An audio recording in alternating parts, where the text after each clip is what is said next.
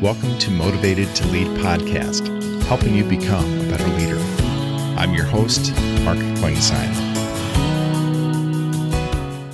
Hi, everyone. Thanks again for joining us for our podcast this week. My name is Mark Klingsheim with SEMA Partners. Each week, we interview leaders and they share lessons learned from their careers. Our goal is to help you become a better leader. This week, we're happy to have join us Shawn McCormick. Shawn has been a senior executive at a number of startup companies as well as larger life science med tech companies. He has over 30 years of financial expertise and operational experience. And most recently, he was the chief financial officer at Aldevron, a private equity-backed CDMO. He has served at a number of companies on their boards, and he's got some great experience and lessons that he's learned in his career. Looking forward to today's conversation with Shawn. Give us just a little bit of your history, a little bit of your background, and a little bit about your career. Yeah, absolutely. So I'm a Minnesota farm boy, grew up in the farm, but knew that wasn't something I wanted to do. So I went to school to become a CPA, and came out of college, went to ASU, came out of college and joined Pete Marwick. Really enjoyed it, but I realized something that was missing there. It's kind of like consulting. You're not part of building something. You kind of swoop in for a few weeks and swoop back out. So I started looking to join industry, and I ended up landing a job at Medtronic and spent the next 17 years at Medtronic, doing both. Well, I started in internal audit, but then I did corporate reporting roles. And then I went into business units, had some operating roles. And over that 17 years, kind of moved back and forth a little bit between operating roles in the business units and various roles in the corporate headquarters. Great career at Medtronic, great company. And then hit a point where I thought it was time to move on to something different. And I landed my first public company CFO role at EV3. And then I kind of continued. I did a few different public company CFO roles and also a couple of private company COO or CFO roles as well. Moved into doing board work along the way as well. So I've sat on several public company boards and a couple of different private company boards as well. One of the questions we like to ask most guests, thinking back over your career, what do you wish you would have known at the age of 22 as you were entering your career, and what advice would you give a 22-year-old Shawn? Yeah, it's I guess a couple of things. In starting when we're young, we're aggressive, or at least I kind of was, and I like to talk. One of the pieces of advice I was given that I wish I would have known back then was, God gave us 2 ears and 1 mouth. We should use them in that ratio. And so over time, I learned, asking questions and listening gets you a lot farther than just talking and spewing out your opinion, especially as you move into leadership roles. So that's probably the biggest thing. The other thing I would say, as I reflect back on my career, staying humble. And as I look around industry today and I see different, the things that happen with people as they get into positions of leadership or power, and egos get in their way, I think staying humble is extremely important, both from a personal perspective, but also your teams will recognize it, and people become a lot more loyal to leaders who are humble, I believe. A lot of times people are really successful doing kind of a functional role, and then they get tapped on the shoulder and say, you're really good at this. Now I want you to lead a team. Talk a little bit about just some of the things that you wish you would have known earlier about leadership and leading a team, and maybe thinking about, kind of that first team that you led, and what do you wish you would have done differently? Yeah. My first real big team it was a hard 6-month learning experience. I was used to doing lots of things on my own, as you see, kind of that functional role. I was in mergers and acquisitions. I did lead some analysts, but I went from leading some analysts doing what I knew really, really well to leading a much broader based team in a business unit. Everything from analytics to the closing processes to, payables and receivables. And we also did on the sales support side, pricing things. So I was leading a group of folks that were doing things that they were the experts at, and I wasn't. And over the course of the first 6 months, working myself, to the bone, I realized I had to figure out a different way to lead people, because I couldn't be into all the details. I couldn't understand everything going on. I couldn't look at all the information on my own. So the learning I had, and I wish I've gone through training courses, but more subsequent to that, what I really learned in that time frame was the importance of asking questions, getting to know the people so that I could trust in them, and then just asking the right questions to make sure that I understood what I needed to understand, and I could trust that they knew all the details so that I could let them do their roles, and I would provide guidance and insight, but not because I knew all the details, but because I was asking good questions and then just having good dialogue with my team. So that was a really, really big learning. And then along the way, I also learned through that dialogue and building a trusting relationship with the team, you kind of learn that there's people that are really good at their function, but they're not necessarily good at being mid-level managers.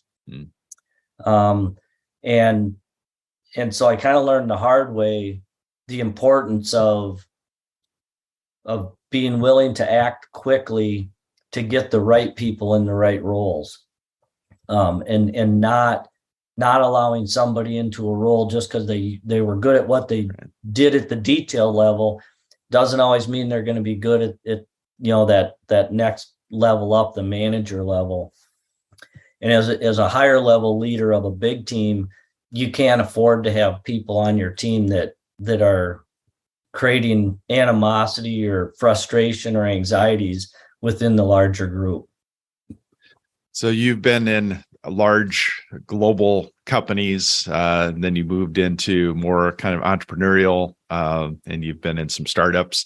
Yep. What is the difference as far as you think about the time you spent at Medtronic and then moving into some other companies that probably had limited resources? What was your mindset change that needed to happen in moving into a smaller organization and broader responsibility, but smaller environment? Yeah, it was interesting. When I left Medtronic, and my first role, public company CFO, was EV3, which we sold to Covidien ultimately. When I first got to EV3, I remember sitting in my office at the end of the first week thinking to myself, what have I done? And by the end of the second week, I was like, no, this is okay. This is actually what I enjoy. This is part of why I left Medtronic. The big adjustment was at that large company, when we had a project or we had a challenge ahead of us, we had it at the time you were in it, it didn't seem like endless resources, but compared to the smaller organization, we had endless resources. Mm-hmm. And so that was a really big adjustment going back to the smaller organization, but it was also what I had thoroughly enjoyed about my earlier career at Medtronic. And it was, we didn't have all the resources, but it was a tight-knit group of people and we were all in it together, and you didn't have clear lines of this is your role, this is my role, everybody sort of pitched in and did what had to be done. And it took me about a week to realize that was an adjustment back to that environment where the team was all in together, and you don't have clear black and white lines on whose job is what. Everybody pitches in to do what needs to be done, and you actually can move faster because of that. So you've served on boards over the years, and I think a lot of times we have new CEOs that are listening to this podcast, and I think that's one of the challenges for a new CEO, that maybe they've served on boards before, but to work with a board and the relationship. What can you say about that you think would be helpful for a new leader, maybe working with a board for the first time? Yeah, it's especially for new CEOs. You're moving into a role where you're all of a sudden the buck stops there. Mm-hmm. And so I do see, when I've seen newer folks come onto the board, and I probably was the same way myself, I would guess, is you come into that board role carrying that, I guess, that mentality that, okay, the buck stops here. And I serve on audit committees, and that's largely where I was asked to join. At least my first couple of boards was to serve on the audit committee as they were getting ready to go public. And you carry that mentality into that board role, and then you realize, no, the board role isn't about being the decision maker. The board role is much more an advisor, and asking good questions, and again going back to dialogue. But ultimately, there are certain decisions that are the board's decisions, but for the most part, that role is about being an advisor and a sounding board for the management team of the company, and you kind of have to step back a bit and say, okay, this isn't challenges aren't my challenges necessarily. The challenge is owned by the management team. My role is to help the management team get through that challenge, or to manage through that opportunity in a way that we think is going to provide the most benefit and value to the shareholders. So as you look at as a new leader, you've got board members. Are there times that I think some of the things I've heard from other board members that serve as chairs is they just don't want to be surprised, and the importance of communication. Talk a little bit about that as you've been a senior leader in large organizations, just the importance of communication and keeping your team on the same page, whether it's the board informed or your team, and maybe any examples of that you've seen where maybe people have been surprised, and that's not a good thing. Yeah, that was something that when I got my first real big, when I was promoted to vice president at Medtronic, and I don't know where it came from, quite honestly, but I remember sitting with my staff and say, guys, the only expectation I have is don't let me get surprised. Mm-hmm. I said, good surprises aren't necessarily always bad, but bad surprises are definitely bad. So if there's a problem or an issue or a challenge, come to me even before you have the answers. I'll let you go work on the answers or the solutions, but don't wait until you think you have the solution before you inform me, because I can't get blindsided in not knowing that there's something going on. I've had situations where towards the end of a quarter is the team would be going through, whether it's the inventory analysis or the payables or not so much payables, but receivables analysis. And the team would come in, or one of my staff would come in and say, we just found, this issue, and it might cost us, you pick a number, $1 million, 5 million, but a material number, and you're at the end of the quarter, you think you know what your numbers are coming in at, and all of a sudden there's a potential, accounting surprise or evaluation surprise that is going to significantly impact the numbers. And those, when your staff comes in, and this is the importance of how you react and having a trusting relationship. If people think they're going to get screamed at and yelled at because an issue was uncovered, they're going to be reluctant to come in and talk to you about it. But if you have a good, honest, trusting, open communication relationship, those staff members can come in. They come in early, and so we can have a dialogue. It's like, well, okay, what do we think happened? What are we looking into? Do we know for certain that this is a problem, or have we gone through all the various analysis to know for certain that it is a problem? To know, do we have to record it now, or is this something that's an estimate that came up after the quarter? So there's all kinds of things you can talk through, and then the team can go work on it, and you come to the right resolution. And this is another really important aspect of being a leader, is if the right solution is the answer you don't want, that's because it's going to cause you to miss the quarter in the case of numbers, your team has to see that you have the ethics, that you're saying, we're not going to find a way to push this off. This is the right answer, and we're going to record the right answer. And there's plenty of public cases out there where making numbers became more important than doing the right thing. And that just, as a leader, your team will see that. They'll see the ethics. They'll see the morality of you as a leader. And if you bend those rules, you've lost the trust of the team. And so those, I guess, without getting into specifics, those are the types of things that I have encountered, where having a great relationship with the team, them knowing that they could bring a problem to me and we were going to work on it together, versus me getting mad and screaming at them, that just yields much better outcomes. Every leader continues to learn, no matter what stage of career you're at. Any particular books that you think would be helpful to a leader, or ones that you recommend?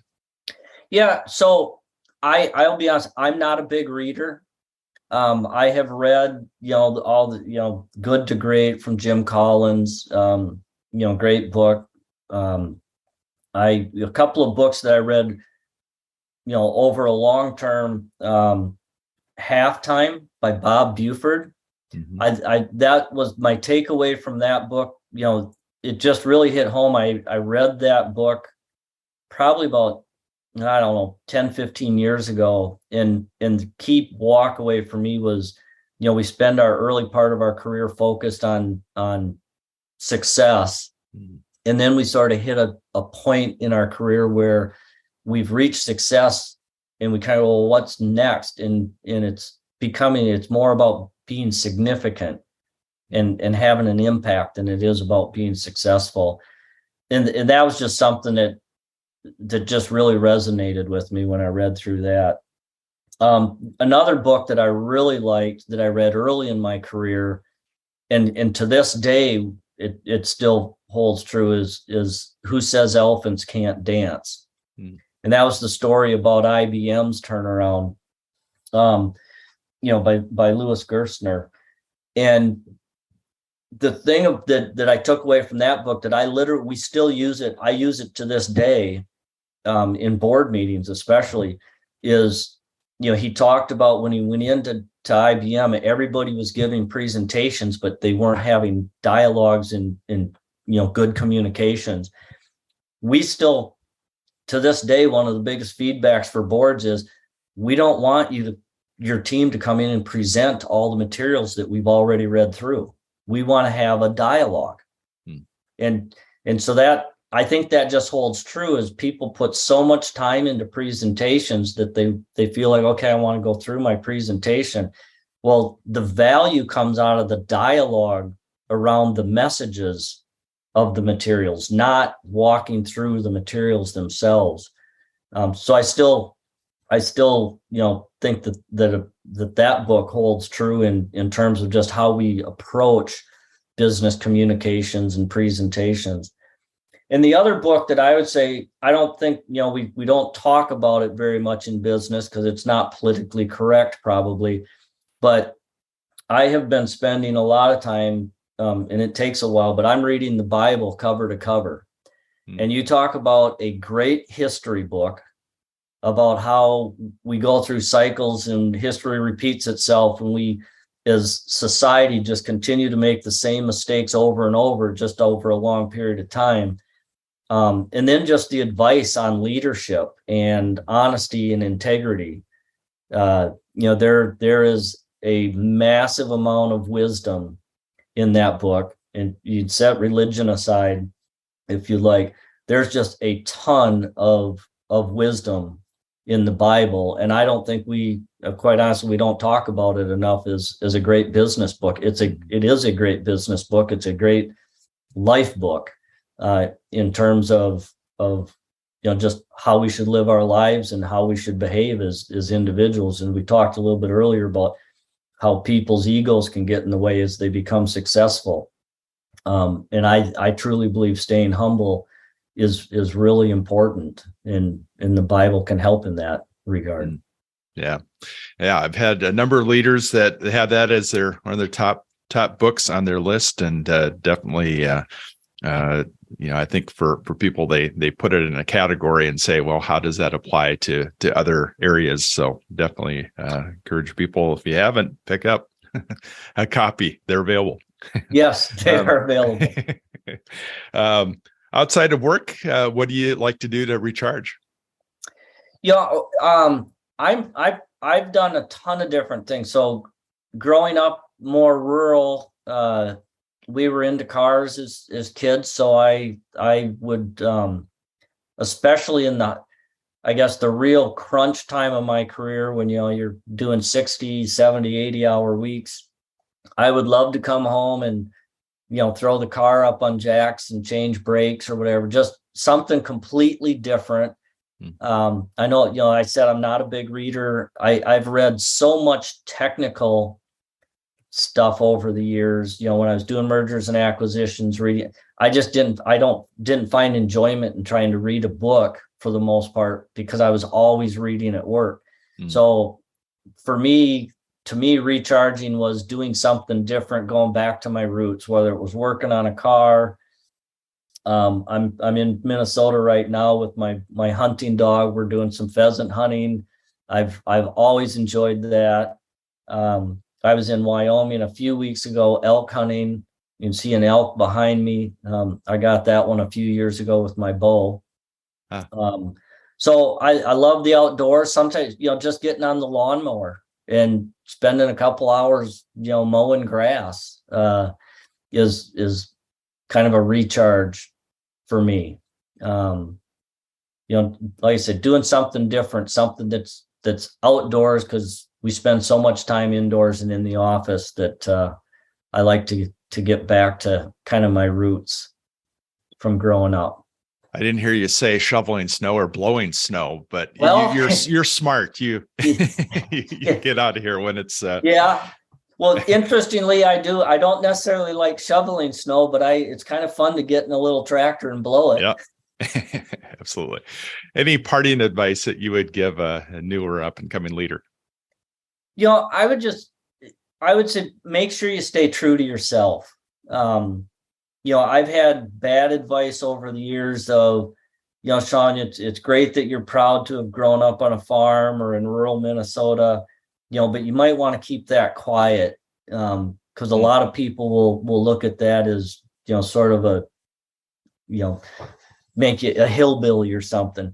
And I quite honestly, as like my career's progressed, that was just bad advice. I think we don't necessarily have to run around, talking and advertising how we grew up or who we are, But I think internally you have to stay true to yourself, and don't be ashamed of who you are. And that especially comes to, as you're progressing your career. Some other bad advice I've heard people give is, you got to do whatever it takes to get to where you want to go.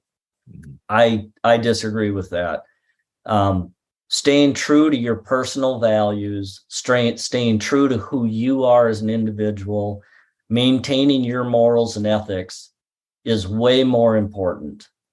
And part of that might be also, be careful how you define success. I look at some people that have wonderful families. They have a wonderful balance in life.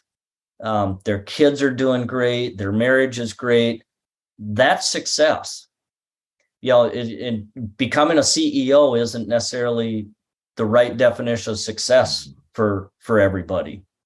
So know who you are, know who your values are, stay true to that, and define your success within the confines of who you are.